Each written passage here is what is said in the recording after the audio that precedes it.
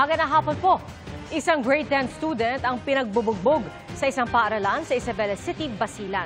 Ang dalawang nambugbog, parehong grade 9. Dinala sa ospital sa Zamboanga City ang biktima na napagtripan daw. Ang nahulikam na insidente sa pagtuto ni Marisol Abdurrahman. Sa video na ito na viral sa iba't ibang social media pages. Sinuntok, siniko at sinipa ng dalawang estudyante ang isa pang mag-aaral. Kahit umiiyak, tuloy pa rin sila sa pananakit. Nangyaring insidente sa Basilan National High School noong June 25.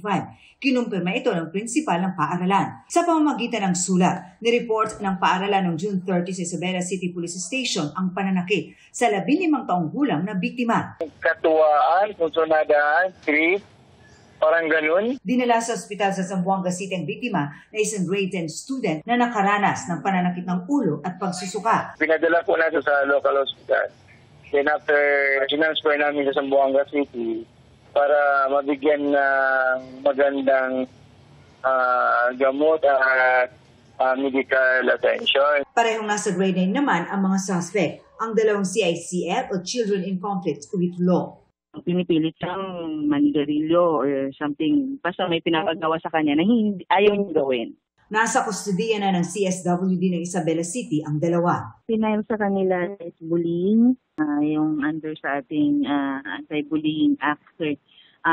Pero since minors po sila, they will be handled in court in accordance to juvenile justice and welfare yung ating, they will be considered as CICL. Magkakaroon na raw ng police visibility, hindi lamang sa labas kundi maging sa loob ng campus. Pina-activate na rin daw ang mga CCTV sa eskwelahan at kahit walang klase, bawal magtambay sa loob ng classroom. Close monitoring inside the classroom para yung wala doon sa loob ng classroom, matawag agad ang pansin ng magulang. Sinusubukan pa namin makunan ng pahayag ang Department of Education at ang mga sangkot sa insidente. Para sa GMA Integrated News, Marisol Abdurrahman, nakatuto 24 oras.